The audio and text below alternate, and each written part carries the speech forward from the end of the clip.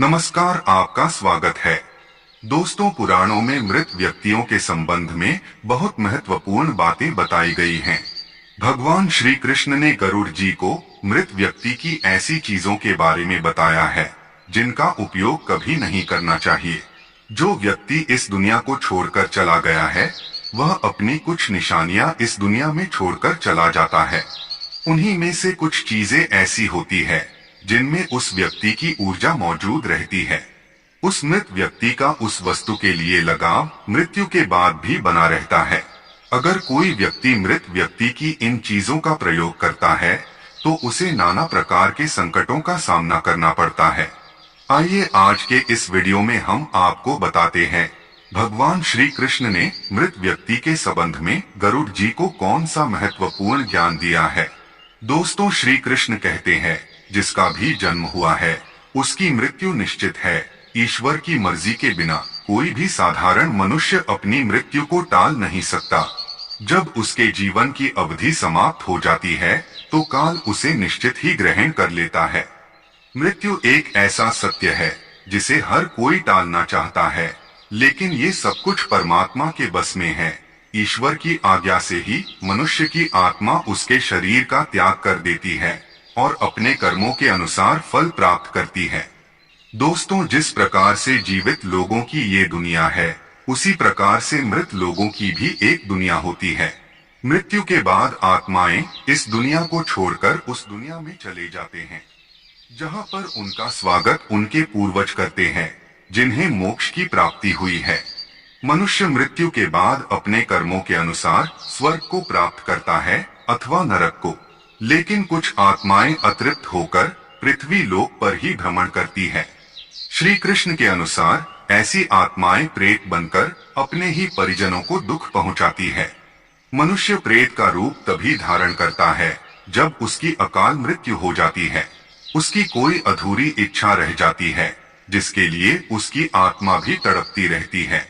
हमारे शास्त्रों में ऐसी भी चीजों के बारे में बताया गया है। किसी भी मृत व्यक्ति की इन चीजों का इस्तेमाल भूलकर भी नहीं करना चाहिए।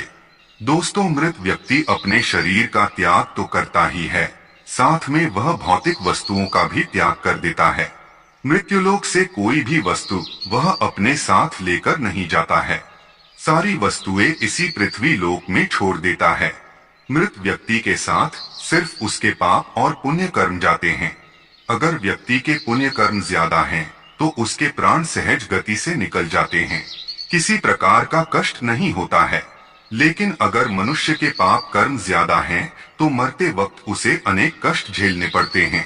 यमलोक के यमदूत उस व्यक्ति पर कोई दया भाव नहीं दिखाते हैं, बल्कि पीड़ा देकर खींचते हुए नरक के द्वार ले जाते हैं। दोस्तों, मनुष्य अपने कर्मों का फल भोगता है। मनुष्य का शरीर ईश्वर की देन है, जो मृत्यु के पश्चात पंच तत्व में विलीन हो जाता है और आत्मा अमर है। लेकिन मृत्यु से पूर्व उसे जीवन में कुछ चीजों से बहुत ज्यादा लगाव होता है। वह चाहता है कि इन वस्तुओं को वो मृत्यु के बाद अपने साथ लेकर जाए, लेकिन वह ऐसा नहीं कर पाता, जिस कारण से मृत्यु के बाद भी उसकी आत्मा का उस वस्तु के साथ जुड़ाव बना रहता है। गरुड़ पुराण में मृत व्यक्ति की उन वस्तुओं के बारे में बताया गया है कि मृत व्यक्ति का अपनी वस्तुओं के प्रति अधिक मोह होने से जुड़ाव रहता है। इन वस्तुओं के इस्तेमाल करने पर मृत व्यक्ति की आत्मा उस वस्तु का इस्तेमाल करने वाले व्यक्ति को तंग करती है।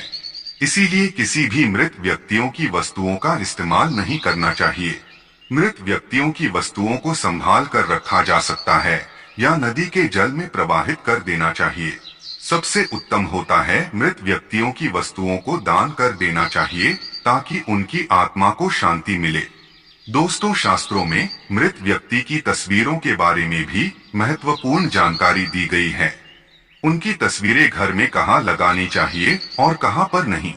दोस्तों, घर में पूर्वजों की तस्वीरें निश्चित लगानी चाहिए। ऐसा करने से हमें उनका आशीर्वाद प्राप्त होता है। लेकिन मृत व्यक्ति की तस्वीर पूजा घर में नहीं रखनी चाहिए, क्योंकि पूर्वजों की पूजा रोज नहीं करनी चाहिए। पूर्वजों की पूजा, श्राद्ध, तर्पण आदि कार्य केवल पितृपक्ष के महीने में ही करने चाहिए, क्यों सभी पूर्वज पितृपक्ष के दिनों में पितृलोक से धरती पर पधारते हैं। वास्तुशास्त्र में कहा गया है कि पूजा घर में पूर्वजों की तस्वीरें रखने से घर में अशुभ वातावरण का निर्माण होता है। देवी देवताओं के साथ पूर्वजों की पूजा करना शुभ माना नहीं जाता है। हम देवी देवताओं का आवाहन करते हैं, उनकी पूजा करते हैं, जिससे देवी देवता प्रसन्न होते हैं, किंतु पितृगण देवता नहीं है। पूजा से उनकी तृप्ति नहीं होती है। उनकी तृप्ति के लिए श्राद्ध, तर्पण आदि कार्य करने पड़ते हैं, अन्यथा वे नाराज हो जाते हैं। पूर्वजों की तस्वीर लगाते समय ध्यान में रखें कि पूर्वजों के चित्र हमेशा ही प्रसन्न मुख वाले होने चाहिए, जिनके दर्शन करने पर मन में उनके प्रति प्रेम और विश्वास बढ़े। क्रोधी अवस्था वाली अथवा दुखी अवस्था वाली तस्वीरें अथवा चित्र नहीं लगाने चाहिए। ऐसी तस्वीरों से घर में नकारात्मक वातावरण का निर्माण होता है। साथ ही छोटे बालक उन तस्वीरों को देखकर डर जाते हैं और उनके मन में पूर्वजों के प्रति द्वेष की भावना का निर्माण होता है। शास्त्रों के अनुसार अपने पूर्वजों की तस्वीर के आगे कभी दुख और क्रोध प्रकट नहीं करना चाहिए, अन्यथा आपके पूर्वज अत्यंत दुखी हो जाते हैं। जिन मनुष्य की अकाल मृत्यु होती है वे लोग प्रेत योनि धारण कर लेते हैं और इसी पृथ्वी लोक में भटकते रहते हैं। ऐसे लोगों को शांति नारायण बलि की पूजा करने पर प्राप्त होती है। मृत व्यक्तियों के श्राद्ध व पूजा केवल पितृपक्षों में ही करनी चाहिए। पूजा घर में मृत व्यक्तियों की पूजा नहीं करनी चाहिए, ऐसे में भगवान का अपमान होता है। मृत व्यक्तियों की तस्वीरें किस दिशा में होनी चाहिए, इस बारे में जानते हैं कि शास्त्रों में क्या लिखा है। शास्त्रों के अनुसार दक्षिण दिशा को यम की दिशा कहा जाता है, जिस ओर मृत व्यक्तियों की तस्वीर लगाई जाती है। जीवित व्यक्तियों के साथ मृत व्यक्तियों की तस्वीर नहीं लगानी चाहिए। उत्तर दिशा में मृत व्यक्तियों की तस्वीर नहीं लगानी चाहिए। मृत व्यक्तियों की तस्वीर कभी भी शयन कक्ष और रसोई घर में नहीं लगानी चाहिए। अब जानते हैं कि मृत व्यक्तियों की ऐसी कौन सी 3 वस्तुएं हैं जिनका प्रयोग नहीं करना चाहिए। श्री कृष्ण जी कहते हैं कि मृत व्यक्ति की ऊर्जा उसकी वस्तुओं में प्रवाहित होती है, जिस वजह से अगर मृत व्यक्ति की वस्तुएं उपयोग की जाए तो उसकी आत्मा जो पृथ्वी लोक में भटकती रहती है, अपने ही परिवार जनों को कष्ट पहुंचाती है व दुख देती है। सबसे पहली वस्तु है मृत व्यक्ति के वस्त्र। मृत व्यक्ति के वस्त्र अर्थात उनके कपड़े कभी प्रयोग में नहीं लाने चाहिए। वस्त्रों में उस मृत व्यक्ति की ऊर्जा व्याप्त होती है, जो उनकी मृत्यु के बाद भी पृथ्वी लोक पर रह जाती है। जो कोई भी व्यक्ति इन वस्त्रों को पहनता है उसे मानसिक परेशानियों का सामना करना पड़ता है। ऐसा व्यक्ति मानसिक और शारीरिक रूप से कमजोर पड़ जाता है। श्री कृष्ण कहते हैं कि मृत्यु के बाद जो आत्माएं प्रेत का रूप धारण करती है वे अपने ही परिवार के लोगों को कष्ट देती है, क्योंकि ऐसी प्रेत आत्माओं का अपने परिवार से संबंध टूट जाता है और जो भी उनकी वस्तुओं का इस्तेमाल करते हैं वे उन्हें बहुत पीड़ा पहुंचाते हैं।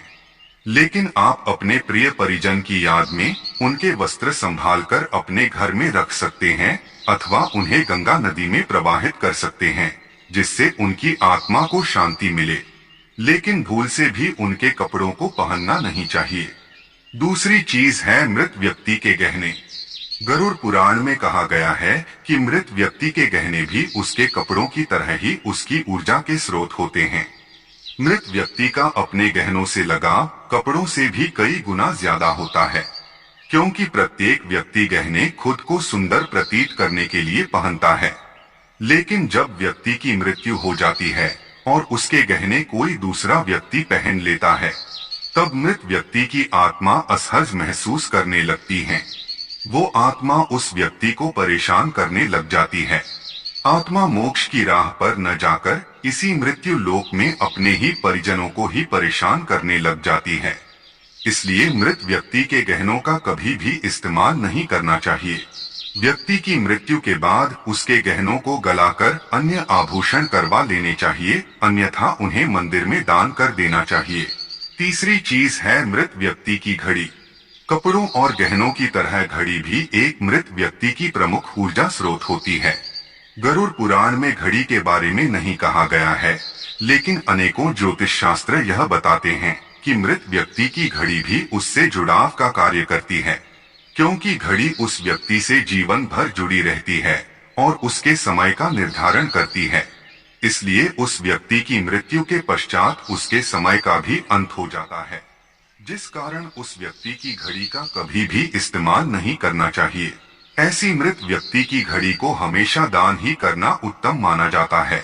तो दोस्तों, उम्मीद है आपको यह जानकारी अच्छी लगी होगी। वीडियो को लाइक जरूर करें, कमेंट में जय श्री कृष्ण अवश्य लिखें। साथ ही चैनल को सब्सक्राइब जरूर करें। आप सभी का धन्यवाद।